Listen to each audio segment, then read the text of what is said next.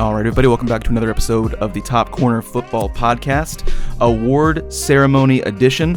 Huge deal, splendid. Can't even really begin to describe to you how big this is going to be because we haven't done it yet. My co-hosts today, Jordan, how are you doing today? I'm great. We got another guest, but you might know him by now. You might? You should? The great Deng. I'm doing pretty fine right now, and we got Deng on the Iwan actually. On the pod. How you doing? I'm doing good, and that's how you know, like, we met through my brother because he keep bringing out. Yeah, I keep. Okay, Deng is actually my brother, but I'm doing pretty good, and thank you guys for having me back. And, absolutely, I'm glad to be back. Big episode, the biggest that we've had. Actually, it's not true. Yeah. Well, we don't know actually. Again, like I said, because these award ceremonies might actually end up being a very big deal. Oh, this is the closing of the season itself. It's all over. All over Europe, I guess. We can't say the world, but Europe. And we're pretty excited about this. This is gonna be a great show. Yep, and we are sort of we plan to make this an annual tradition before whatever sort of summer international tournaments are decided. So yeah, we're in that little limbo, and we've really had a good look since August of best and least improved players and clubs and all things in between, and it's been a very exciting. See, yes, she's always there with the word. I know that's why we're gonna pivot to the transfers, and there's gonna be a lot of news this summer. Ton of news. Ton of news. But what we got right now, Bayern is considering replacing Davies with Theo Hernandez. How do you guys feel about that? Actually, that'd be the greatest upgrade in the world. Upgrade. You think it's an upgrade? I think like Theo Hernandez is probably the best left back in the world right now. Wow. Yeah, well, in terms of form, it's like in terms of form, yeah. Yeah, but okay. But Alfonso haven't played a lot this season. Because he's also injured a lot. Yeah. So it would be an upgrade because they've been struggling in that side since like 2017. Mm-hmm. Alfonso Davies hasn't been consistently now like play many games for Bayern for them to do that. But the only reason I will not want that to happen is where he might go. Madrid. Yeah, and like I love Madrid. I still am we not. are winning everything. I'm still not quite as willing to say it's an all-out upgrade. Yeah. However, that is like by far the best option that you have. Like if you let someone like Alfonso go, who has that much potential, that I mean, Theo Hernandez is on that top 3 list, probably number 1 in terms of. You also have like to consider the type of football Bayern plays, right? Yep. Will it be a good fit for them? Because sometimes like a player is an upgrade, but not a good fit for the club. I think the only thing Bayern might miss with him was the reason why when the last time Bayern won the Champions League is because Alfonso Davies was so good as being stopping counterattack because so fast. Yeah. If your team have possession all the time and push up so high, you need a guy like him who's going to stop counterattack. Yes. But I think Theo Hernandez also is equally quick. Yeah. My fear is just that Bayern plays a quick counterattack game. Right? Who is quick? Like, who is going to take from Davies to also execute those counterattack just as he did? Because, that's what they play, especially when you look at 17, 18, 19. This year, they haven't done that quite perfectly. And I don't think they're going to do that either because of the guy who they just hired as their coach. Yeah. That guy's a possession-based coach, heavy possession-based. So I don't think you're going to be seeing quick counterattacks and all of that. So you need a better player on the ball, which I think Theo Hernandez is a better player on the ball than Alfonso Davies. I would, at this point, I would agree with that. But before we move on, though, do you think that the German way of playing football is the possession-based style of play is suited for German player football? I don't think so. The reason is when Pep Guardiola was there, it didn't work out. And actually, if you watch, who talked about it? Schweinsteiger.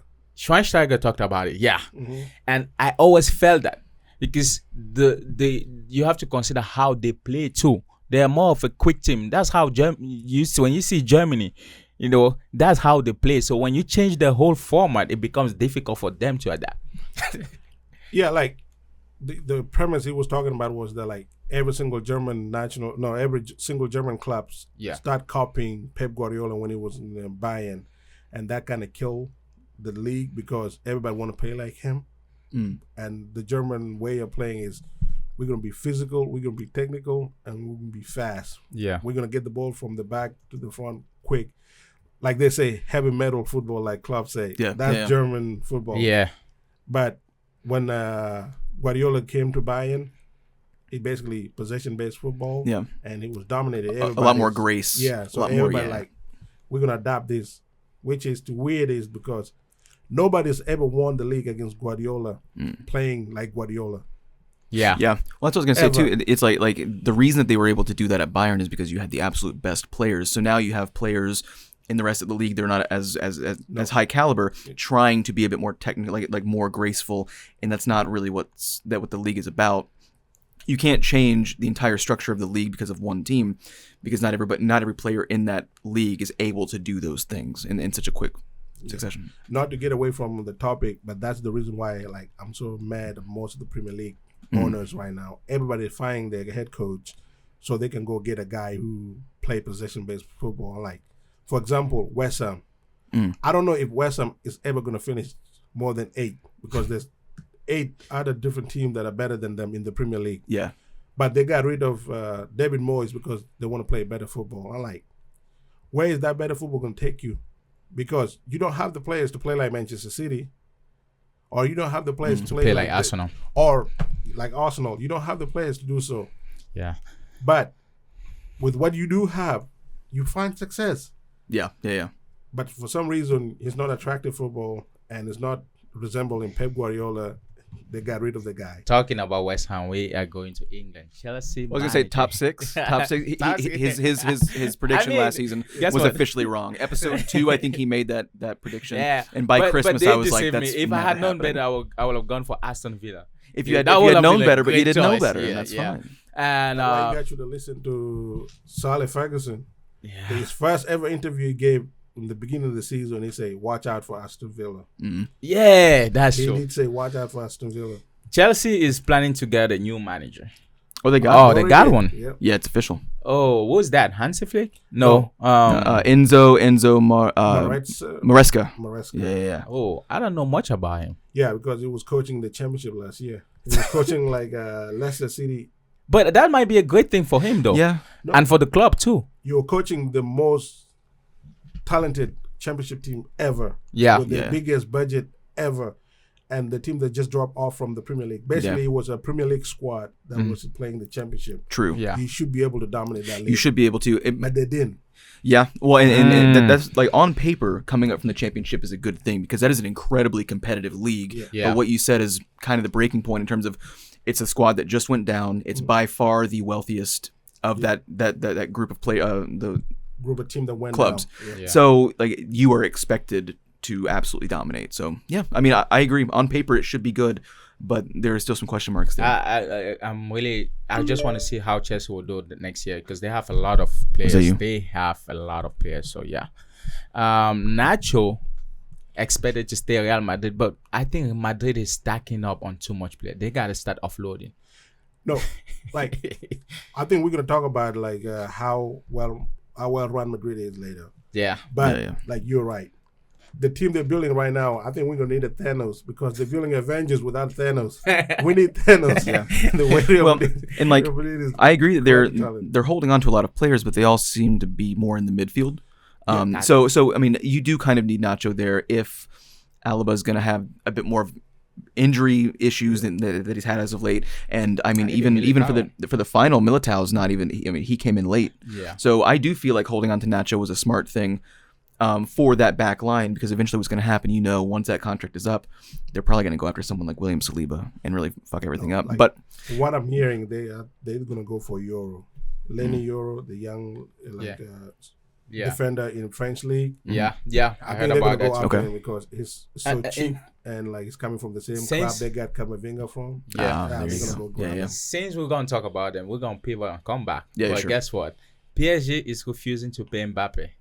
Mbappe talked about a lot of things that PSG did to him for him to not go. So from there, I'm thinking, so the reason why he stayed wasn't really because he wanted to stay, but because of a lot of things that was orchestrated for him to stay. A lot of this club nowadays, they're building in this contract loyalty bonuses. and those are heavily structured in terms of like how much you get for staying longer, or trying to finish out your contract. This man tried to leave twice, and he expect the PSG to suggest, all right, you leaving anyway for free. Yeah. But we're still going to pay you millions of dollars. That would no, it's not going to work like that. Both sides showed in the past that this was never going to go over well. Guess what? No, but PSG did that. He was leaving. You call the freaking French president. You call everyone to intervene. You know well he's going to leave. Now, the guy stays and he's seeing everything in the other side. Like, man, if I was in Madrid, I would be winning my Ballon d'Or right now. Then I got to leave again. Then you call the whole France and try to give him a stake in the French national team for him to stay. You know how every season they have like a documentary that follows. It's usually like it's a club from beginning to end with their like they declare the success, like their desired success, and then you compare it toward what happened by the end of the season. For one season, fuck that. I want this saga. Give me this saga in one season, like 12 episodes, because you're gonna need all 12. I really want in the next 5 because like it's also something that's gonna take some digging. Yeah. I want to see a full documentary of all the issues between Mbappe and PSG. Investigative journalist style. Yeah. Dig into all of it. I want to watch it. I need it. I feel like this gonna be. And it has to happen, right? And you also need to start from the point when they got Neymar. Yeah. I think that's how you need. Like you need to say, okay, you got Neymar, and then you want to go Mbappe at the same time. It's one of those stories that it started before he got there. Yeah. I agree with you 100%. So I'm like, this story would be great. But I think the reason why PSG did that is because, like PSG are owned by Qatar. Yeah. And the reason why they needed the best player in the world, in their eyes, to still be playing for their team once the World Cup begin in their country. Now that the World Cup is gone and all of that, they can go like fight their way out of whatever relationship they had with each other. Hansi Flick, new Barcelona coach. I don't think that was a smart move. I think Xavi should have stayed, to be honest, because you have the guy, he played for you guys. Dude, he comes from La Masia. He comes back as a loyalty thing. Yeah. Coaches the team. Yeah. And the year where coaches, you guys win something. Then the next year it's a little shaky, but it's not like he finished 4th or something. Well, they were very disrespectful to him. Do you remember back in like, I don't remember exactly what month it was, but it was around mid-season or so where they despite all of it, because you and I talked about it as well, despite the history between Xavi and Barcelona, not only just as a player, but like as like growing up and like living in that area and really being a part of the community, they spoke about him and to him in a way that was just a little too disrespectful, I think. So, like, I mean, I think that he should have stayed as well, but because of some of the stuff that went on and just the way that they were willing to kind of toss him aside, I understand. I honestly, I also believe that Barcelona are not financially stable. They're a team Xavi actually wants. He knows that, yeah. And, like, this also strengthens the point that, like, you guys are making that he should stay. Nobody knows better how important La Masia is to Barcelona than he is. Yes. Yeah. And, like, consider like the players like Pedri, Gabi, like what's his name? The young kid now. Kubasi, Yamal. Lamine Yamal, yeah. Yamal. So like these young players and Cassie. Yeah. So these young players that are coming through, they needed Xavi. Yes. But someone that has played there, understand that. But that doesn't mean that all of them have to start right now because they're not all ready to be there. So, I mean, a manager doesn't have to look at the financial books. Yeah. Like they don't have to be given full access. Sometimes clubs are just sort of like this is who I want. They're like, well, we can't afford him. And like, he has to have obviously had the idea. He's seen the numbers. He's seen what they can and can't do. Because we've seen that, then started promoting directly from the youth academy and trying to rebuild every single thing. Because another thing, he wasn't even taking his salary too. Yeah. The funny part is like it's hard for manager when they say that they have an idea of a player they actually really want. Yeah. For example, when like Busquets left, he wanted like Zubamendi from is it Real Sociedad? Yeah. The defensive midfielder. Like, rarely do coaches come on the press conference and say, you know who could replace my outgoing defensive midfielder? Him. Yeah. For a different team. Yeah. That's a perfect example of like who I want. Yeah. Without anything being set up just like without saying, that he literally told you who he want. But you turn out and say, "Oh man, but you have like De Jong here. We're gonna get you Gundogan on the free." Like, no, I told you who I want. Yeah. But despite Gundogan being like by far so many games last season, you're like, that is the only world class player that they currently have. Yep. Whether or not and a lot of it's due to form, because I do think that there's a world class player in Frenkie De Jong. Yeah. And in the future, Pedri more than Gavi personally, and then Lamine. But yeah, you're like, this guy is obviously the only one. Like, Barcelona of old, every player was playing at that level of form, and but it's not who he asked for. You need more than that, and whether they can or can't deliver it, I mean, I understand why he walked. Well, you want to fire him, then he quits. Then you tell him, "Oh, you know what? I need you." Then you fire him. No, but then he says, "Okay, I'll stay," and then you still let him go. Just like, what is going on? Yeah. So I don't know what's wrong with this club this summer. Like, Bayern Munich did the exact same thing to Tuchel. Yeah. Say, "Oh, we don't want you anymore." Yeah. They went on a search for manager. They couldn't find one. They come back and say, "Would you say, please?" It's like being in a relationship for an extra year, and like both of you wanted to leave just at different times. So you held on for 12 more months, and all of a sudden you just wasted. It's interesting because right now, especially being watching the game for so long, right now there's no patience, especially the big clubs. I mean, it used to kind of be like that, but not at this level. Or this time, there's no patience. If I bring you in, you have to produce right now. We need result right now. We don't want to wait. We don't want to build. Yeah, and that's the crazy part is that if you actually look at the club that are successful, are the one who actually maintain their managers through the bad period. Arsenal went through it. They stick with Arteta. Yeah. Liverpool didn't win anything for like good 3 years. Yeah, and like the longest serving manager in the Premier League right now is actually Pep Guardiola. Yeah. So that's crazy. And if you look at Syria, like with like I always forget his name. Inzaghi. Inzaghi. Yeah. He been there for nearly 4 years now. Yeah. So every single club that have a successful coach, they've been there longest. Yeah. And everybody else is changing around them, trying to catch up with them. And like, how about you try what they did, which is stick with their managers? Yeah. Well, and I do think that yes, largely that's correct. I think that there are a few circumstances, especially like with Liverpool, where yes, like they spent several seasons without any trophies. However, they never felt like they were performing poorly. Mm-hmm. They just came up short. Kind of like if you fired Arteta for walking away trophyless this whole season. I feel like sometimes I don't know, like with Chelsea, like I get why you let that guy go because there's like no trophies and actively bad performances, but like it's okay to let them stick around as long if you're winless, but as long as you're close to something, or that you're not stalling out. There's just someone else that's outperforming you. It's a little bit different that way. But yes, I mean, trusting the manager is an old school thing. It's a thing largely of the past, except for the ones that are successful right now. Like I do agree 100%. Yeah, like for example, like Arteta finished 8-8, and Klopp finished 8-6. Yeah, before they became who they are right now. Yeah, is because the club trusting them a little bit and say, hey, we understand what you're trying to do, and these players you have right now are not capable of doing what you want to do.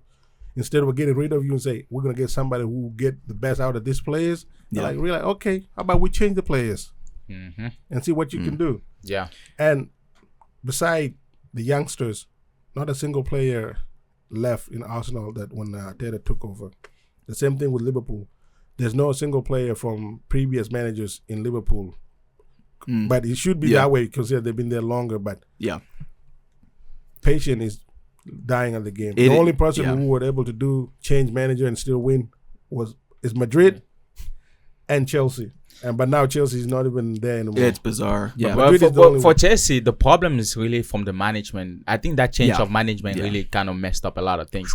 But some, like you said, Madrid, and we're gonna come back to them. But yeah, I think they have such a good technical staff that knows when and when to let go of. The system is designed to where like any one person can be let go and everything else is so strong around it that it kind of sticks around. And like you said, I mean, it was a legitimate miracle that Arteta stayed at Arsenal because his first 2 seasons he underperformed Unai Emery drastically. Like people forget that Emery took Arsenal to a Europa League final and lost to Chelsea and was still let go. It's like, on paper, you should have stayed. You should have stayed. And consider what he's doing right now at Aston Villa. Everybody has the right to say, like, if we would have stayed with that guy, we probably would have been there sooner. I actually I don't agree, though, because, I mean, like, again, on paper, there was obviously some sort of issue between Emery and the club president in terms of what he was not getting what he needed. Yeah. But like, he gets results everywhere else that he goes. But for some reason at Arsenal, the wealthiest club that he's been to thus far, it wasn't working, and he was obviously not getting what he wanted. But yes, have you noticed the difference though? Like the relationship change on how you deal with people once Emery left. When Arteta came in, that's when it was also like the new sporting director guy came in also. Mm-hmm. Yeah. No, and now the relationship is directly. It's not. You're not dealing with the CEO anymore. Right. You're dealing directly with the Edu, who's your sporting director, who's also have full faith in Arteta. So you have two people who actually in a good relationship with each other. Yeah. And it's working out because Arteta is getting every single thing he asked for. Yeah. Everything. My question is, if you had gave Emery everything he asked for, how would that have turned out? Exactly. Yeah. I think he would have win more. Oh, I agree for sure if that had happened. But I mean, the proof is in the pudding. You see Unai Emery going with Aston Villa, a club that you won't probably imagine as a strong contender. Because when you look at last season, man, I saw Aston Villa beat those big clubs. People Especially at home. Yeah. Yeah. Oh, yeah. And they were killing it. And in fact, I will even argue that besides the fact that Foden was chosen as the best, or even let's say improved player, Watkins was killing it. Agreed, 100%. Yeah, Watkins was killing it, and you look at the stat; they're not much off. They're not much. Watkins numbers are better. Better, yeah. So Napoli is interested in Tomiyasu and Smith Rowe in trade. If Arsenal wants Osimhen, Chelsea out Osimhen race. So yeah, Chelsea's officially done with. They don't have. I don't think they should let Tomiyasu go for Arsenal. I agree. No, if Timber come back and is Timber come back and is like somehow 80% the player he was before, you can let Tomiyasu go because Timber can play both like fullback position and center back. Yeah, but they are letting go of Kieran Tierney as well. So it's like, even though he wasn't going to get minutes, it's just that's one extra person in that potential rotation that they absolutely needed. They really did need in that left back position at certain points this season. Tomiyasu, Kiwior, and Zinchenko. Like, each one of them were very important. And for me, I said it time again, I think they should just move past Zinchenko on that left wing. And I would say this. I agree with that too. Because Zinchenko is a liability when teams are playing on his wing. When teams figure out that, hey, we can get through this guy. The counter attacks just comes that way. They keep bouncing. The reason is also because he always goes up and the whole inverted fullback, so he gets caught because he's defensively. In my opinion, he's not that great defensively. He's a good offensive guy. Yeah. I think they should just convert him into a midfield. Yeah. Have you noticed that's why like Pep Guardiola now only solely play with four center backs instead of like fullbacks? Yeah. Because if you're gonna invert somebody in the midfield, it has to be somebody who's also very good defensively awareness. Yeah. And who's going to do a better job being defensively aware than a center back. Yeah. And that's why like Ben White. Ben White is probably the best fullback out of the league right now. Yeah. Because without that, his ability to defend and like he's tall too. You can't even like say, okay, we're going to target him because he's he's tall, he's quick, and he can read the game. Well, and you said, converting Zinchenko up to a midfielder. I mean, I agree that's where he would best be served. Who comes out for him? Rice can't come out, and that's who's been left midfield the entire season, except for when Havertz was trying to be slotted in there and it didn't work. If somebody ever picked Zinchenko in the midfield over Rice, I think they deserve to go to the loony bin. Exactly. They need to. The only he wouldn't come out for Rice, but I feel like that's what I'm saying. Like someone has to leave that midfield currently if you were to make Zinchenko come up there. And there's no one really there. At this stage of Arsenal, no, but he can rotate. He can. So there's the thing. That's one thing Arsenal has done really well is that they have some of the best, fittest player in the league. Yeah. Because Saliba played almost the whole season. Yeah, he played every minute of the game. Rice almost did the same. Yeah. And Saliba partner Gabriel also did almost the same. Yeah. Ben White. The same.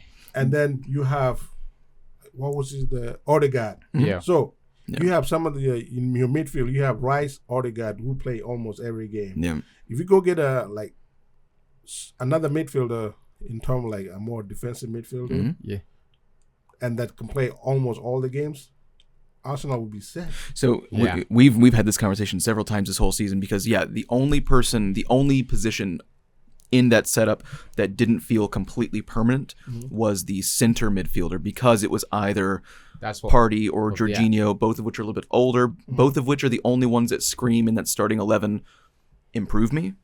And I've said it time and time again, who's perfect, who could be let go without real trouble for the squad? Tchouameni. Because they need to offload some midfielders, and Tchouameni would be amazing. If Madrid offloads, Arsenal should go for Tchouameni. That's what he wants. United should go for Tchouameni. That's the guy I like. Before he even went to Real Madrid, I told United, don't, like, instead of like, because I heard before, like, they said we were going to pay 70 million for Casemiro. Like, no. Go pay extra 30, go get Tchouameni from Monaco. And like, then few weeks later, Real Madrid got Tchouameni for 100 million. Yeah. Then sold us Casemiro for 70 million. What a good deal for them. Sorry. Madrid is man. But when it's fit, Tchouameni is the best defensive midfielder Real Madrid could have. I don't think they're going to get rid of him. They'll probably get rid of Valverde and Camavinga before they let Tchouameni go. And they don't seem likely at all to want to get rid of Camavinga either. Yeah. I know why he don't want to get rid of Camavinga. It's because of his versatility. Yeah. So if a player is injured, the person that will be close to replacing, not because he's effective there, just because he can do it. And when we even talk of effectiveness, it's a little weird because Camavinga actually started as a forward. Yeah. That man can play everywhere, man. And he played everywhere at the academy. Yeah. And Valverde is very well rounded too, though. We don't talk about how good he is at tracking back. Valverde because he's becoming more of a household. But they have to get rid of somebody. That's what I'm saying. Like their midfield is a little too congested at the moment. So, like, I'll start getting worried about them a year from now when they get rid of, like, when Don Carlo Ancelotti leave. Because if there's one manager, like, the one thing like people forget is that Ancelotti is like Ferguson. He is a people's man. He's a people man. He will still make you feel like part of the team, even though he's not going to pick you. That's true. And like, the way people talk about how he talked to you about letting you know, hey, you're not playing this weekend, but listen, Tuesday when that game, Champions League coming, be ready because that's your game. Yeah. And you're going to be here sitting on the bench saying, I'm not worried about it. If they need me, I'll come on. But I know Tuesday I'm starting. He's like the Godfather. One day I'm going to call upon you for a favor. Vincent Kompany, I don't know how you go and hire a company that his club just got relegated. Yeah. How do you think, and Bayern is trying to be competitive, okay, I'm trying to be competitive next year, then guess who? I'm going to hire this guy. He somehow tripped into a promotion. How does this happen? Yeah, he's the only guy that improves up when he fails. Yeah. The only thing he fails upward. Yep. Yeah. It's amazing. The only thing that makes logical sense is that if you're looking at like Benson Company philosophy, you say, okay, he was not able to do this with Burnley because Burnley don't have the players. But if you come to Bayern Munich, he will have the players to be able to play the way he wanted to play. And maybe that will like yield better results. But you guys are right. That is literally the worst. Now, could turn out to be the worst decision Bayern ever made. That is a good thing. I feel like that's a good thing when the players are young and there's no really star in the team. Because one thing about the failure of United that I always say is, first of all, it's a double-edged sword. When I say United, right, be careful it's a what you say double-edged sword, next. and I would say that briefly, 30 seconds, right? There's one thing. Erik ten Hag can have done really good, and I feel like he's a good tactical manager. I don't feel like he's a great manager in the sense of managing people, but tactically, he's good. He wanted his own, and you can start saying now, he wanted his own players that are young that you can really put in your own way of playing, style of playing. You get players that are really either old or superstar, it becomes difficult. You can't get Rashford to play how you want. Rashford is a household name in Manchester currently. You know, so things like that made it to where, it's difficult. Now I'm talking about that it's difficult for average managers to manage big stars. They need to manage people And they can go together and become big managers or star managers. But that's just how I feel about it. I think I agree with you in that in terms of like, I don't think Erik ten Hag, maybe because he's English or anything like that, because I don't think he come across as a people. Yeah. Meaning like be able to connect with the players in a personal level and be able to understand how to approach individuals. Maybe because he does not understand like the English. Go to the press and say, "Hey, he didn't train." No, actually, you could do that. It's just that like it's Manchester United to get more media attention than anywhere else. Besides, only Real Madrid might claim they have the same amount of media attention as United, but Pep Guardiola said something worse about Calvin Phillips than Ten Hag said about Sancho. But all Ten Hag says is that Sancho did not train well, so I left him at home. which is obvious though, because it's like if you didn't train well, that's why you're not a part of the squad. I don't have to say that. The one thing that I say, people, because every single weeks there's always something happening with him and a player, so it becomes difficult.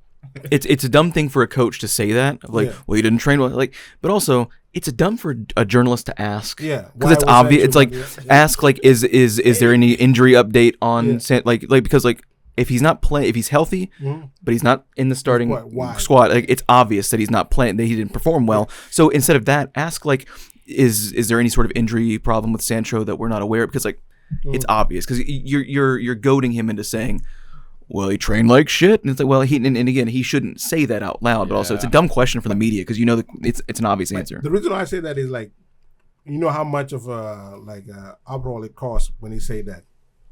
Pep Guardiola 2 weeks later in a press conference called Calvin Phillips fat. Yeah, and nobody said nothing.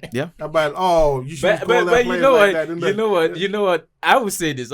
If you're successful, it's different. well, it's the successful. And I'll say this too. Hide everything. It's very. Actually, the positioning of the squad of the players is a little bit different as well.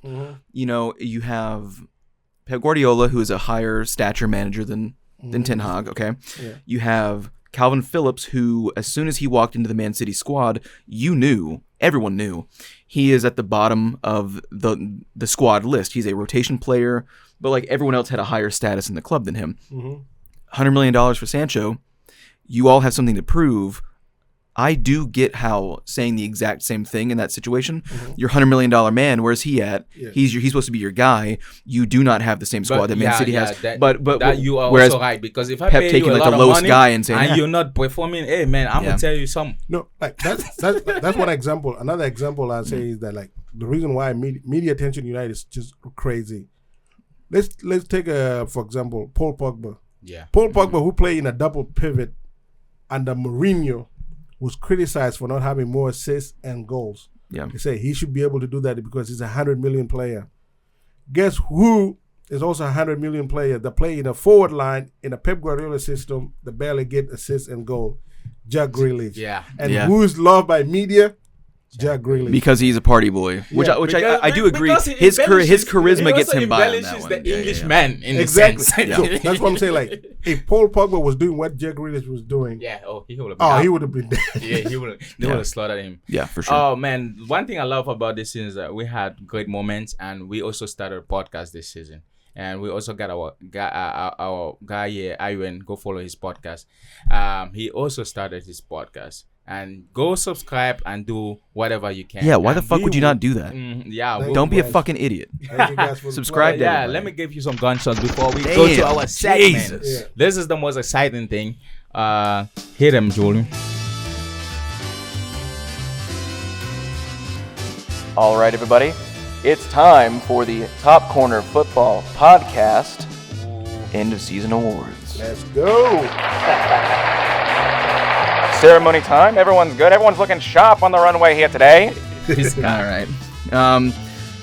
Let's start off with Most Improved Player. It's not always the youngest player or the oldest player. Oh, what is it? I'm just improvising right now. No, so there were a lot of guys that really stepped up their game throughout the seasons in Europe, but there was one guy in particular that went from a semi-rotation squad player for a very big club into one of the best performing in Europe. it's not always who is the most improved within their squad, but also what the squad can achieve with them performing at this level. Mm-hmm. And with that, the winner for most improved player is Phil Foden. Ooh. Applause. Beautiful, beautiful. Ollie Watkins, obviously right up there with him, but like I said, just in terms of expectations and the profile of the club and what's expected of the club, you know, he really took that position and made it his own, and he got a new contract for the next season. Yeah, playing also in that level, at that level, in that club, that's amazing. Yep. Most likely to succeed. Again, we sort of scale all of this based on what the club's expectations are, what the success actually look like. For some people, like Blackburn Rovers, it's just staying in the fucking championship, you know, and that's great for them. One club that really stood out the past 2 seasons that has had the capacity for success, but something's always gotten in their way, with the landscape forever changing, but for some reason the last 2 years, they've looked the most consistent in their respective form, most likely to succeed, Arsenal. Very hard to deny that, right? Do we have anybody else that we feel like could have really... Like Arsenal is always 1 or 2 points away from the league, but somehow City just comes in. City comes in, but like even then, the past 2 seasons, you know, Arsenal's been more consistent overall in form than both City and Liverpool. Yeah, they've both had big dips. Now, City obviously came back and did what they had to do, but they did not look as consistent or as threatening this season, despite getting the job done. Yeah, and the reason why I would say Arsenal is because the last 2 seasons it has been in their hand for a certain point. Yep. So, as much as like Liverpool would have liked to say, Liverpool have always been chasing City. Yeah. The 2 years they were chasing City, they were not being chased by City. Yeah. This time, like Arsenal had it almost in their hands. So I feel like this season, third year, get it right. Well, this season, all 38 weeks. Of those 3 clubs, Arsenal looked the best overall in all 38 weeks, but that doesn't mean that you walk away with the title. Yeah. Least improved player. Who was just the absolute shits? I have no real elegant way to describe the poor performances of some of these players around Europe. They have no words to describe themselves either, except for that was a really bad go, guys. That was nice. Least improved player. God bless him. Doesn't he hang out with porn stars? Nicholas Jackson. Actually, fucking miserable. Sorry, guys. I'll disagree with that one. Wow. Why? How? Here's why I would say. Because I'm a United fan. Mm-hmm. Big United fan. But the least improved player of last season is Marcus Rashford. Oh, we didn't even... well, no, but Nicholas we talked about him. At least Nicholas Rashford. Jackson is... Like, we didn't know what to expect from him. Yeah. He just coming from, like, but man, La Liga. If I give you trying to get better. 29 passes, you can't score. But here's the thing, though, like, it's still a young striker that get himself into good places, but not quite be able to finish. Yeah. Marcus Rashford just came off previous season, having the best season he ever had. Entering what it should be his prime. He had 35 goals last season. Yeah. He only scored 8 this season. It was a lot. Yeah, it has to be Marcus Rashford. I don't know. I've never quite seen anybody hit the post as much as Nicholas Jackson. You'd be like, no. It goes in the net. For him, it goes in the. Every time he has Darwin Núñez. Darwin Núñez too. Last season would have been Darwin Núñez. That's who Nicholas Jackson remind me of. Every time he has the ball, you gotta move it. Like Nicholas Jackson, to me, it strike me when one of those players, like, you know, he has everything, right? It just hasn't clicked yet. Yeah. So he has everything a striker, a center forward should have. He just hasn't clicked. And when he clicked, you will see he will score a bunch of goals because he's always in position to score goals. He just couldn't finish. He definitely knows how to get there. And that can come with maturity. Yeah. Most improved club. Who, across every facet of the organization, in terms of performing on the pitch, has done more than what was expected of them this season, breaking absolutely insane records, winning their first league title and their first domestic cup for the first time in 30 years. Most improved club, Bayer Leverkusen. Oh, 100%. Absolutely. Undeniable, virtually unanimous. Yeah. Absolutely insane. Another applause. Yeah. Yeah, please. The season they had was incredible. Yeah, I will tell you. They scored 57. They conceded 49, 1.44 per game. Goal difference +8. Most impressive season. Lost one game this whole season. Yeah. And it happened to be the Europa League final. That's the only issue, man. I give it like I would say, listen, chasing unbeaten record, like struggling that league away from the most dominant team in the world in Bayern Munich. Oh, that's very impressive. Absolutely insane. Yeah. You just really hope, you really wish, looking back, it's like, man, if you could have just lost one Bundesliga game and won that Europa League final, like, oh my God, like you would take, like, if it ensured that you won the league, you'd take 5 league losses to ensure that you win that treble. I don't give a shit about the undefeated streak. It's called an Arsenal conundrum. Yeah. Everything but Europe. They will take everything back if they win that game against Barcelona. That's it. Yeah. That's true. That's true. Okay. Best run organization. So this goes a little bit beyond what's performed on the field. This is really about the wheeling and dealing, the finances, the ability to constantly make better deals and opportunities for yourself so that you can perform better on the pitch. Pretty undeniable at this one as well. Best run organization, Real Madrid. Yeah. Has to be. 100%.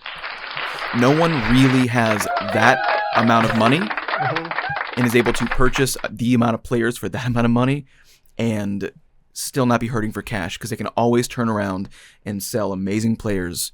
But then they can grab diamonds in the rough as well. Oh, yeah. They can kind of do everything financially. I would say in the last 10 years, they really need to either pay the guy who scout in Brazil. The scout in Brazil, that guy need to be paid like almost like the CEO. Yep. Because look, they got Vinicius when he was 17 years old. Brought him in, set him behind Bale, Ronaldo, and them. Say, hey, just learn, kid. Yeah. He did. Vinicius did what Neymar should have done.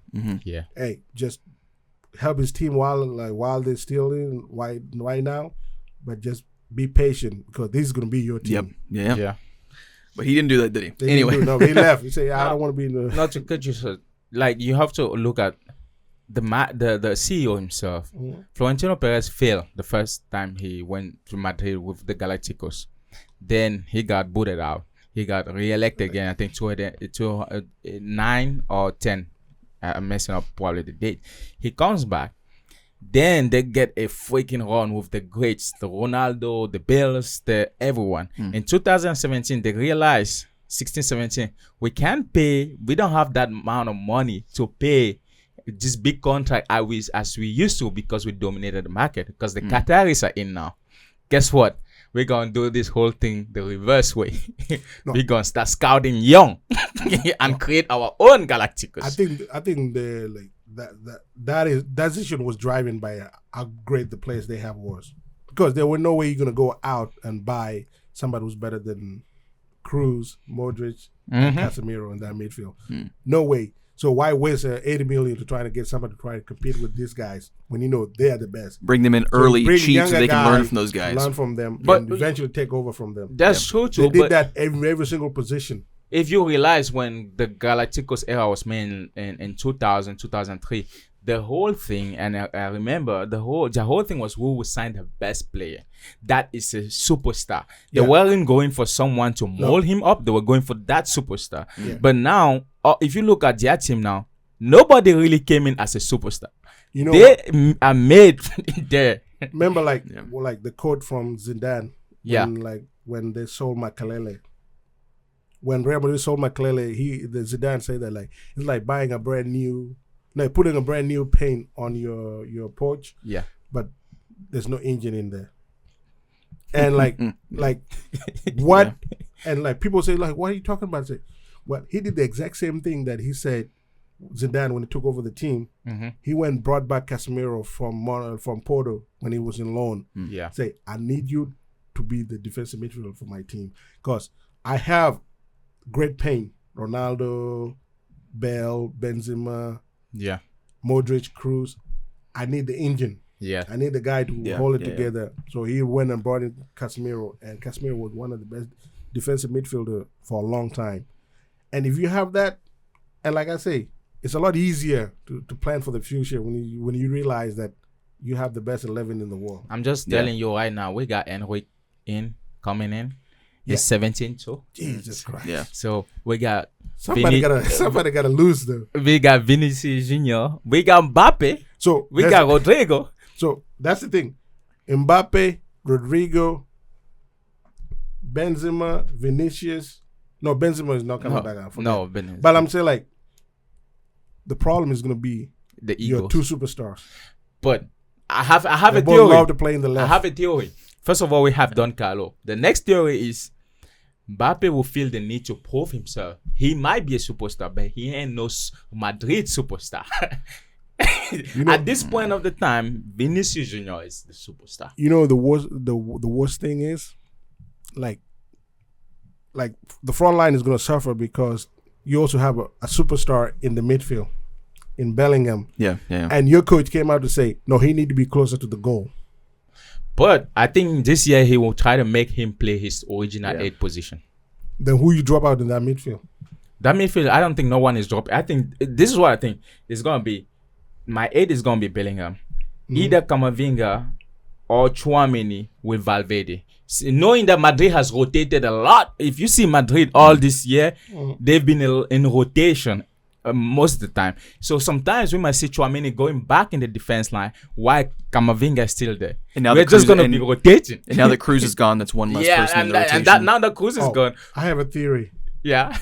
Cruz is going to go win the European Championship with Germany. And come back? Come back. That would be the biggest Tom Brady ever. Especially when like Ancelotti is still the manager. Yeah. Like if it's left to him, he will give them. But the good thing is that they're not giving them extra crazy contract. That's one thing I like too. They're just giving them so much money. They don't need the contract. 10 years, he don't need that much money anymore. Yeah. He just say, hey, I just want to. Yeah. I mean, if he wants to chill on the bench. No, we'll take him. Cruz is so good. I don't think he's gonna his passing ability is so good that he's not gonna sit on the bench. Yeah, I felt like that's what I thought. I felt like leaving Cruz and Modric was a way to teach this midfielder how it's done.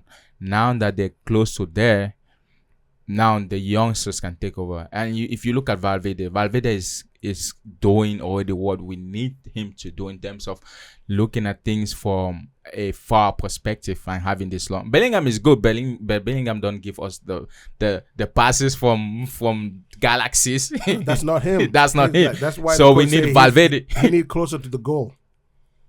I feel yes, but no at the same time. If you have already people that can score.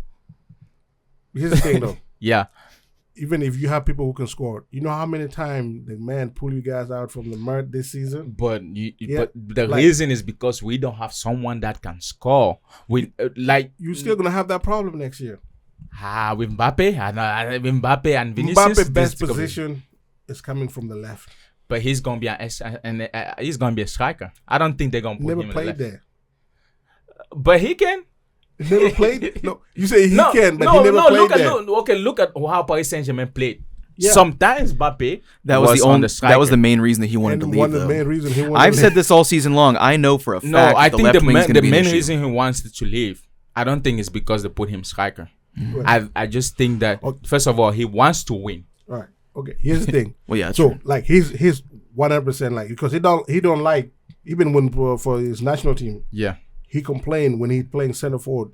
Say he does not like the physical battle he has to deal with the center backs. Yeah. So he like coming from the wide in where the center back already been preoccupied by different Giroud, for example. Yeah.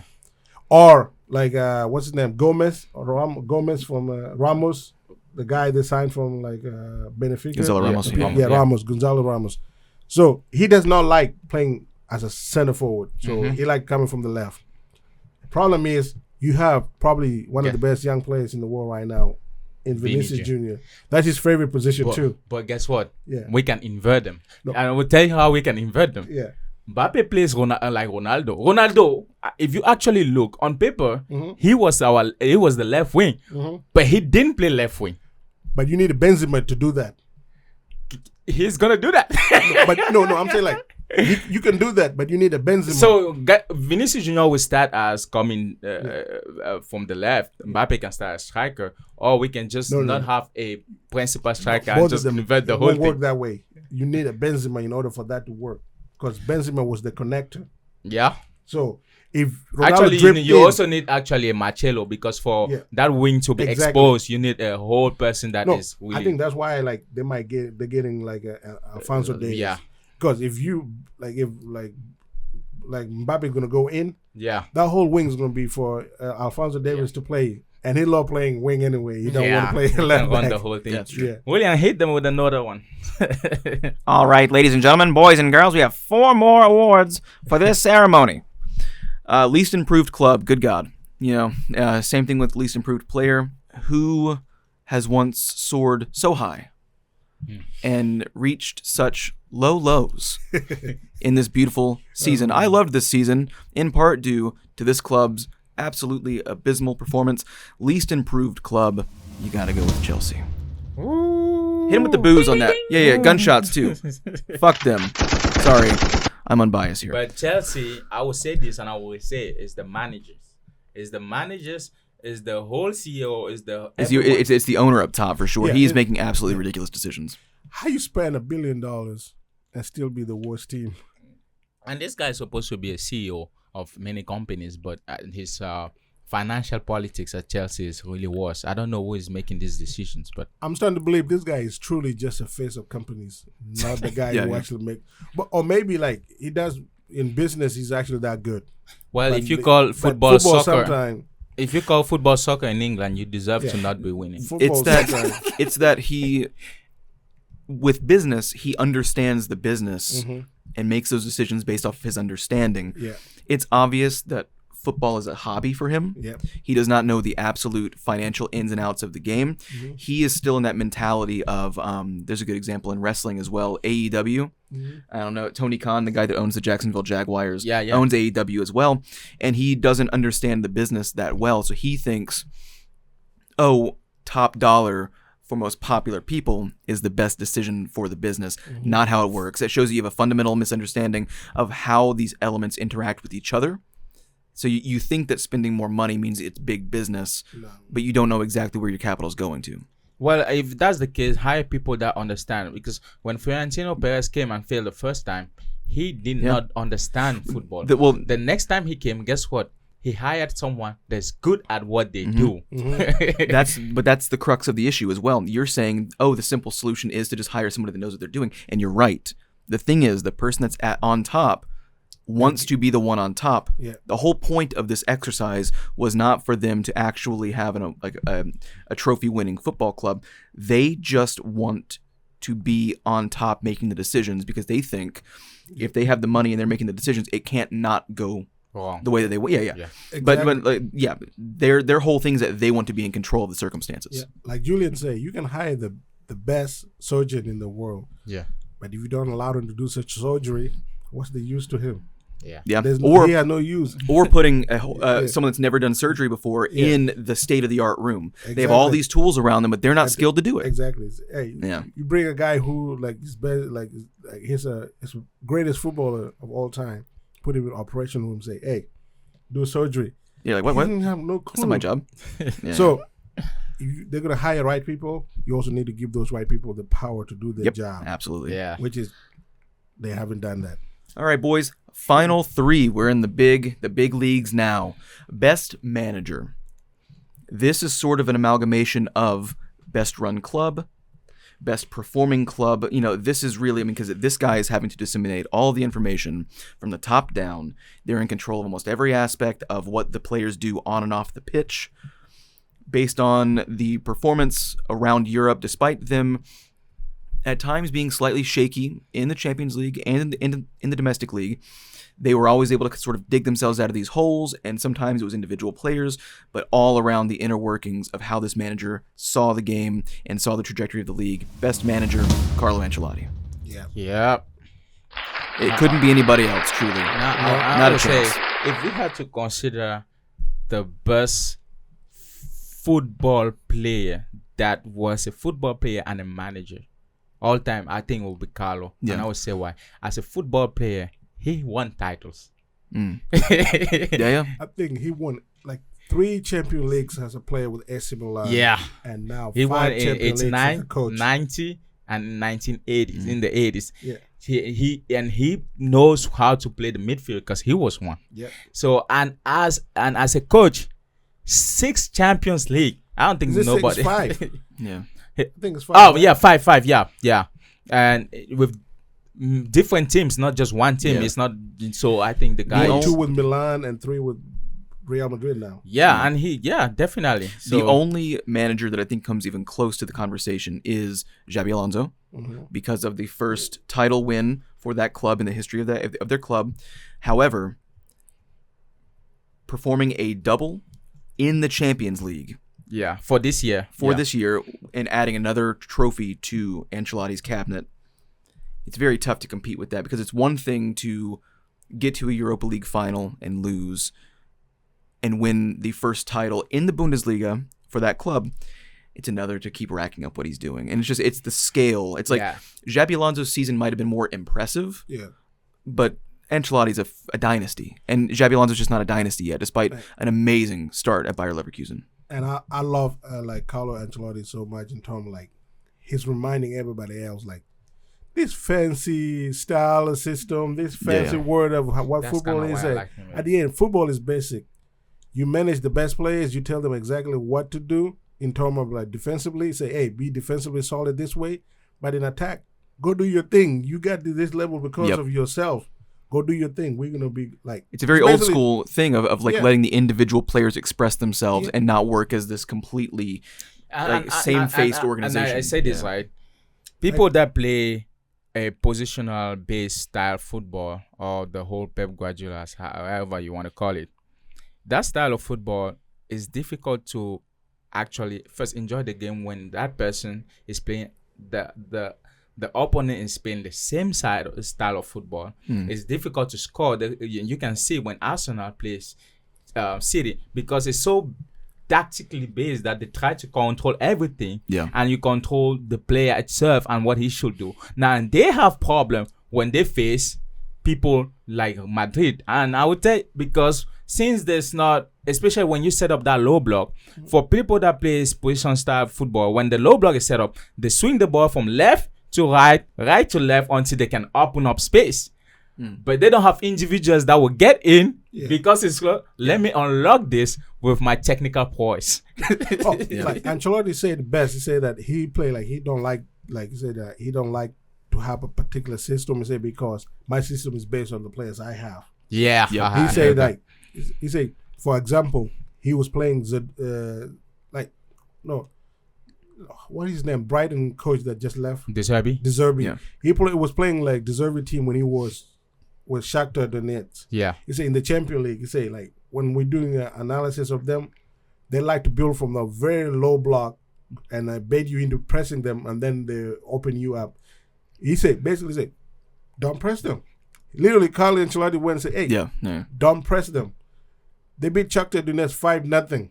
Yeah. Because they're like, you don't press them. Say they're gonna do that. Don't press them. Yeah. And like Mourinho also said that like sometimes you're not gonna teach these players how to play football. Yeah. Because that's not your job. You're not gonna teach them how to play football. They already know how to play football. That's why they're here. They wouldn't be there. Yeah. What you're gonna teach them is how to play together as a team. And how their skill and his skills are gonna match each other. Yeah. So that's what you're gonna teach them, and that's what Carlo Ancelotti. That's the best. Say, hey, like he in his book he say, we give the players the platform, what to do when they don't have the ball. That's it. When we are playing defensively, how to be defensively solid. Yeah. And how to move the ball from like your defense to midfield. Once you get to the midfield, do you. Just go do you. And that's why we see how Madrid is performing. It's basically players are allowed to do what they know how to do best. Exactly. And I feel like there's less superstar in this era right now. It's because everything is based. And that's a discussion I want to bring up at some point. We'll probably It's a big discussion, but Julian, hit them again. All right, we got 2 more categories up. The sponsors are telling us to wrap this thing up pretty quickly. Our television block is coming to a close. Oh wow! Best club of the season. This is a pretty interesting outcome. I will just say that. I've got the card in front of me, and I'm shocked. It's in terms of what clubs dictate as success. Certain clubs' levels of success mean different things. This is really just about who is the highest performing, highest caliber, and that comes down to not only results, but individual quality of players on the pitch and within the squad in general. Best club of the season, Manchester City. Oh, yeah. Manchester City. Yep. Manchester City. Guess what? 4. You know what? Never been done. 4 in a row. Yeah. 4 in a row. In probably the most competitive league in the world. In Premier League. Yeah. I don't like what they're doing to my league, man. Now people are complaining. I don't like what they're doing to my league. You call League One Farmers League. Oh, it's Farmers Germans League. English League is Farmers No. League too. If someone can win it 4 times. No. League One do not have a television broadcasting right now. Yeah, that's for sure. They're still trying to figure out. As soon as Mbappe left, everybody said, "Okay, let's pack it up. Let's leave." Let's go. They're trying to find someone that's gonna. Yeah, I mean, like you can still have one club winning multiple leagues in a row, but that does not change the quality of the yeah, so no, it doesn't. But unlike, it also negates the fact that the league it might be competitive, but it is what it is. There's one person winning. See, with when one person wins, there's monotony. Yes, but when with Ligue 1, it's different though, because it's a combination of PSG being of a certain high quality and the rest of the league not being of a particularly high quality. Whereas this is just about how amazing Manchester City is. Them being that good does not take away from how good the other clubs are. So this reminds me of when like Barcelona and Real Madrid were at their peak at the same time. Yeah. You know, there went a period where Barcelona won the league 4 times in a row, and Real Madrid was still very, very good, winning the Champions League while Barcelona was good. That's kind of like how it is right now in the Premier League, is that like in the same time, like Man City won the league, like Liverpool won the Champions League in between. Yeah. So Chelsea won the Champions League in between. So I'm just like, the quality of the Premier League is good. It's just, Man City are just that good. Yeah. Because Manchester City can field 2 different 11 and still the other clubs haven't fallen that much. They've just ascended. The league is good, but the distribution of who can do what is not. It's turning into a Spanish league in a sense. Madrid and potentially Madrid now can afford whoever they want. City can do so too, but Arsenal can afford the top player because they don't have that money to spend. No, Chelsea might have, but Chelsea, I want to talk about. Arsenal just dropped 100 mil. How many 100 mil they're gonna drop? They're about to drop another one this time. I think. What? I think they're going for like they're gonna go get a striker. Yeah, and I think they should go get Victor Osimhen. Yeah, that's what I think. Yeah, if they want to be competitive and do something. I'm just saying, in those games where we're not creating nothing, this one change just gonna fall out of nowhere. Yeah. We need a killer. But that's it. You know what? I think I was telling this to Julian the other time before you hit us with the last one. Just this, right? For a long time, I remember back in the 2000 when I used to watch it with my dad, because my dad is a United, Sir Alex Ferguson guy. We love Barcelona because of Eto'o, but when he left, whatever. I used to be a dedicated fan, but I'm not. I pick whoever wins. That's my motto. It's embarrassing. So guess what? At that time, we used to say, no, Premier League is the best league ever, right? Best league in the world. And it is in terms of everything. But I'm now realizing that the conversation should be Premier League is the best individual competitive league as compared to other leagues, but it's not the best playing I would say football club leagues in the Euros. And I will tell you what, because when they get out of the Premier League, most clubs struggle when they play other teams in the Premier League. He's basing it off of English performances in European competition. Okay, let me put it this way. Which I've always highlighted that it's a very different competition in general. Let me tell you this. Okay, let's say for example, I have a fight with somebody my size every single day. Yeah, I'm fighting them all the time. Let's say for example, you get off fighting me all the time. Yeah. Basically, you're gonna be stronger and all that. And when you come up against somebody else, like let's say somebody, or like not come up against somebody else that you've been fighting me all day long. You're tired. You don't have the energy. Then you go play somebody else. You think, okay, maybe they're lesser than me. You drop your guard and they beat you. Yeah. Premier League is so tough that you're not allowed to rest your players. Like Pep Guardiola found this out the first season he was in the Premier League. Like he had a Champions League game against I don't know, like some like Scandinavian team. Yeah. He rested Kevin De Bruyne, Aguero, Fernandinho, and company, and he was going to play Burnley. Yeah. They lost to Burnley 1-0. That never happened when he was coaching Bayern Munich, when he was coaching Barcelona. He can rest the entire starting 11 and still win in La Liga. Yes. But in the Premier League, you can't do that. And I will tell you why. And I will tell you exactly why. Premier League, and especially for people who've been watching Premier League it's always been that. It's always been tough because of the style of football they play. Yeah. You know, City doesn't play an English style of football. This is the new wave, right? It used to always the same thing. The reason when they get out of there is because football, and I would say Spanish, have the best style of play. In terms of individual teams playing all teams in, you can take any top 6, 7, 8 in the Premier League, you put them against top 10, 11 in Spanish league, the Spanish team will beat them. No. And Thierry Henry said this, and this is how I would say, because when they play internationally, you guys play boom boom. It's too physical. You don't actually think. Tactically, this guys think. So the game is actually going according to, they dictate the pace of the game. Yeah. So we don't get tired. You get tired because you're trying to run around and do this thing. That's when you bring that style of football in Premier League, you win every single team. That's why City is so dominant. That's why Arsenal is so dominant. No, that's false equivalent. A lot of people make that statement. The reason why is like, I can only point it out. The only 2 successful La Liga team in the Champions League is only Barcelona and Real Madrid. And tell me any team. When you go Europa, like it's only 2 teams. Yeah. So like it's Real Madrid and Barcelona. Yeah. They are the only 2 successful La Liga teams. If you say the quality of the league was that good, you'd have more La Liga teams. Guess what I'm saying? I'm not saying the quality of the league. 5. I'm saying the quality of the team individually compared to the quality of each individual team in Premier League going at each other internationally. Most of the time, and on statistic base, Spanish league have always been known to be more successful. He's not talking necessarily about title wins. No. He's talking about going further in the tournaments. Yes. Going further in the tournament. But here's the thing though. The and reason why I say going each other. And Thierry even said it the best. And he was confused when he got to Barcelona. No. Because they said, hey, man, calm down. Oh, here's the thing. It's like how, like the way I judge it is like how well the team does. Like individually sometimes. Okay. Yeah.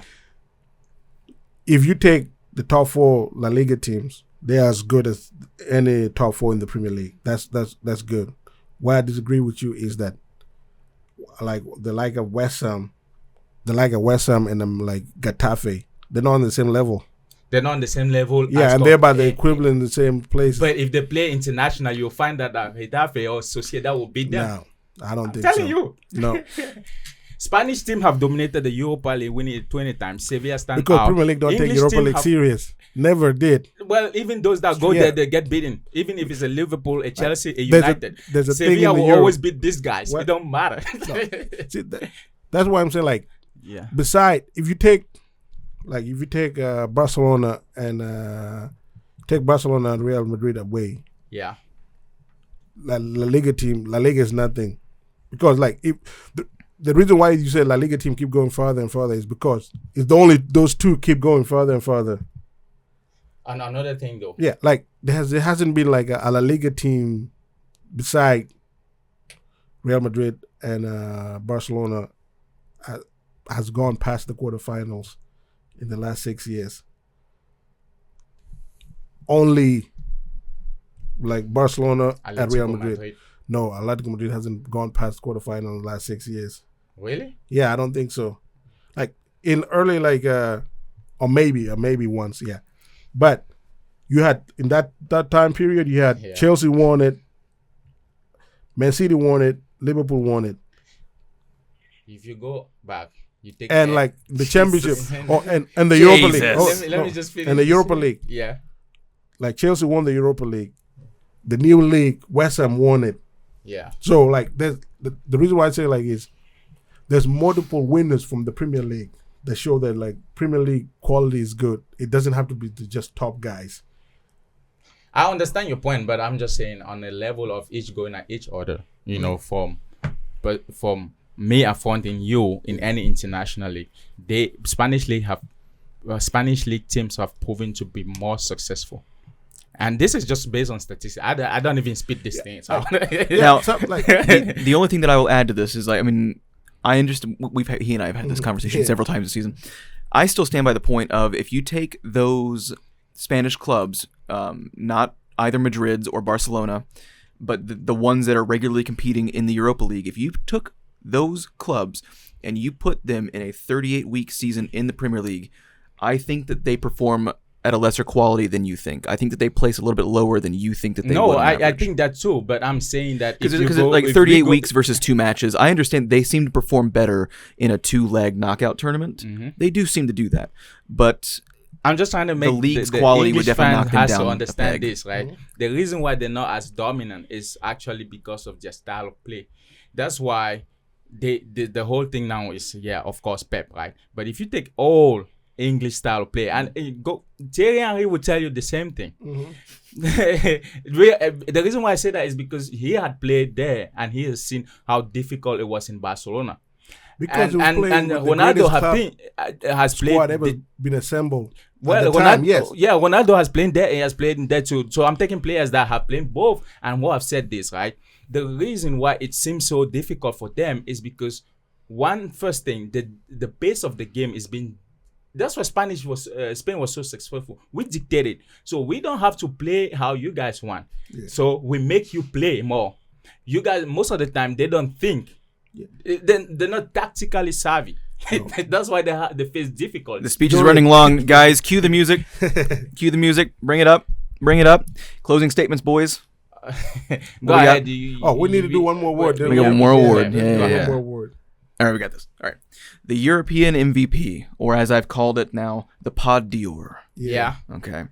After the great Cannes Film Festival and the Ballon d'Or Players Ceremony, this is the absolute most important or integral player throughout all the leagues in Europe, both domestic and European, since we love discussing the differences between the two. Yeah. Plenty of players up for this award. However, sometimes it comes down to being consistent throughout the entire season, and even just that final day of the season. European MVP, first annual Pod d'Or winner, Vinicius Jr. He totally deserves it. And I mean, I was in La Liga. Bellingham won best Portier of the year. Yeah.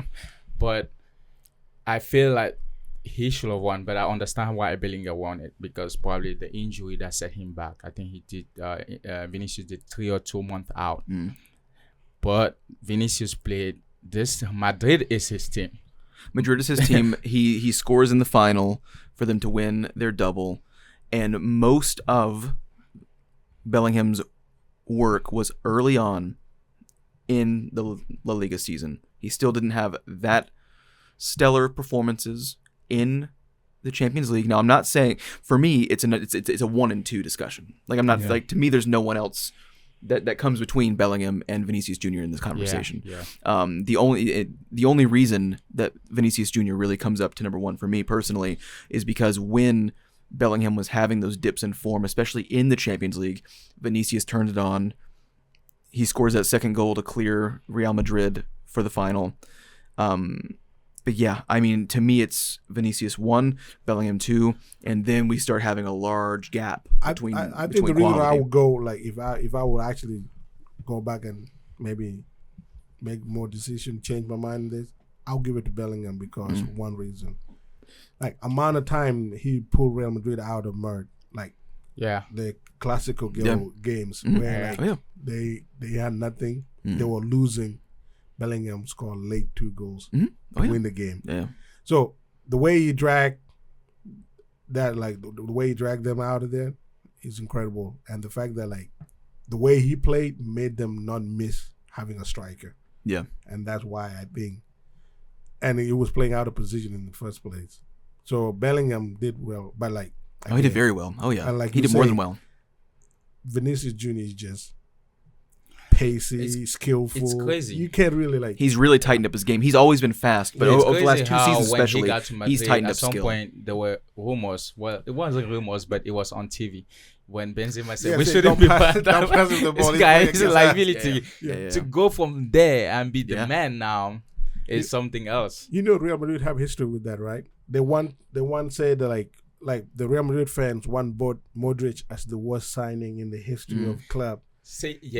There's another thing when we talk about media, especially in England, it will be United. In the Spanish media, they don't cut slack to Madrid and Spain. Anything you do, you out. Like Madrid is like, it's literally like, I feel like it's run like a mobster. Yeah. With like the Perez sitting on top of that table and his right hand man Carlo Ancelotti, and it's like a amount of bad media that Madrid get, but also a lot of great media. They have literally some of the biggest newspapers in like Madrid. Yeah, that work for them. It's not like anywhere in the Premier League, but but like Vinicius Junior. He probably gonna win the Ballon d'Or, depending how well the other guys do in the Euros and in Copa America. Before we close, I think we all know the players of the world, the players of each individual league. Harry Kane won for Bayern Munich. Do you agree or disagree? I agree with that. That man allergic to trophies anyway. So. At least he won something. He won something this year. In Spain, La Liga, Bellingham. Yeah. Agree or disagree? That's where I agree. Yes. That's really where I agree. Because his performances in the domestic league were absolutely exceptional. Phenomenal. Yeah, 100%. In England, Phil Foden. I disagree with that. You disagree with that? Is that biased? 30 seconds. Tell me why. It's not biased because I think if you go by numbers, Ole Wilkin had. That's what I was thinking too. Had better like a start than him. But if you actually go by impact of what they did to the team, Declan Rice. That's true. Yeah. If you go by what they did like for the team, yes. But you have to be able to sum up all of those qualities for one, and Foden will be better suited for that because of even on impact, having someone like KDB not being there and him being the guy that will take kind of that whole and start distributing and coming up. He basically became the new. He earned this season. He earned his spot as an absolute starter for this dynasty. And I feel like the transition to be his team. I'll say it's a lot easier to perform in a great team that's set up to help you. Sure. Yeah. But it's more difficult to be both the creator and the goal scorer for a team, and that's what Ole Walken was asked to do for Aston Villa. That's another thing. He was the creator. He had so many assists. Yeah. Like he had more assists in the Premier League than anybody. So he was the top creator, but he was also the top goal scorer for Aston Villa. And Aston Villa finished was it third? That shows the Premier League. Fourth. Nobody was expecting them to be near that. The only thing that I'll say, and I agree, no one expected them to be there. The difference between, I don't know, I don't want to say it that way because then it sounds a bit reductive, but you know who else played that way as a very free player, but once you start putting them in places in a club where they're filling a role and winning trophies, they don't succeed as much. He reminds you of Jack Grealish. That system's open for him to be the star, and he was the star, but they're not winning anything. They're not winning any trophies. They're not legitimately in these big races. Yeah. And I'm not saying that he couldn't either, but it's like there's a difference between being a true member of a squad that's winning these titles and performing very well in this free role where you're allowed to take a lot of chances. Yeah, but the counter argument to that is that yes, with the Pep Guardiola system, so if that's the case, you're more likely to, if you're a good player, you're more likely to succeed in a system that's set up for you to succeed, surrounded by some of the world-class players that you are. And Foden's become one of those. And Foden becoming one of them. That was the step because he could have not made that jump. He is now legitimately at the same level of must start as a Kevin De Bruyne. So to me, it's like if I'm playing in midfield, I'm supposed to be the creative force of my midfield, and I'm playing against in front of me is the world greatest center forward, a goal machine in Haaland, and I'm not talking. He will amplify your impact. And I'm done have more assists than a guy who's playing in Aston Villa, and he's not only a midfield, a striker, he's playing center forward. So the reason why I say if you actually trade. No, if we trade statistics for statistics and games for games. If you trade both of them, you trade both of them, you could see Ollie Watkins having even better performance in a City because he's literally a striker that Pep Guardiola would love because not only is he creative, but he's also and that's very the good striker forward. I want you guys to go get. No, if it's not Osimhen, no, it's got to be him. Arsenal need a pure athlete and a destroyer and a killer of. They need someone. They need a Haaland. They need a Haaland. They don't need another. All they need is someone that is when you look at strikers, I think of Joselu because of this game. That's the immediate thinking. When Vinicius, had that shot, he followed up because he's a natural striker. He's not, of course, he might get in, or if it bounce, I'ma put it. Yeah.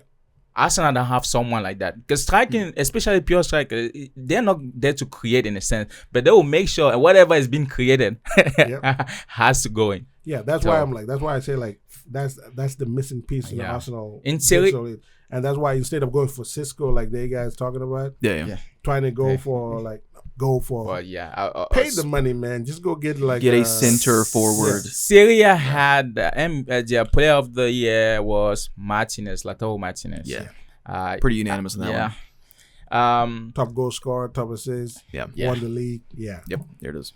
Well, this show was brought to you by the Top Corner Podcast. Absolutely, that's who set this whole thing up. We had a great guest on Iwan. Go follow him. You will see his link on our YouTube video when we drop this one. Of course. Thank you guys. I appreciate coming on, and always fun to have conversation about beautiful game with y'all. Yeah. Absolutely. Thank you all for attending the first annual Top Corner Football Podcast end of season awards ceremony.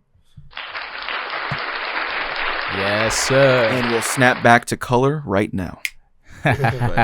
Yeah, go ahead. If you haven't watched us or had the opportunity to watch us, go ahead and watch us. We are on YouTube. Go ahead and subscribe. We are on our Spotify. If you don't want to see our faces, at least go hear our voices. Yeah, and we're on TikTok, Instagram, all those platforms. Go drop a follow and follow us. And our man Iwan also on YouTube, and his link will be in our description. Absolutely. Yes, sir. Bye, bitches. Bye.